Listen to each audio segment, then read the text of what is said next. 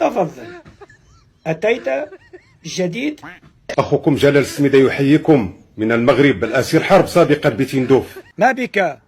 تكلم. سيد حميس نوض فيكم الرعب، وما تنساوش بأن المحاسبة والمحكمة على التزوير ديال التوني اللي درتوه. هذه ديروها في بالكم، التزوير ديال التوني المدرح اللي درتوه ورفدتوا الشعارات ديال الشركه المغربيه وديال اتيد حميس اللي درتوه في دوك الشراوط دايرين كي الخناشي وحطيتوهم. هذا غادي تتبعكم دعوه قضائيه في هذا 10 في عقل 10 نجمعكم 10 يلا تكونوا لنا عقل واحد، عقل ولا ما كاملش؟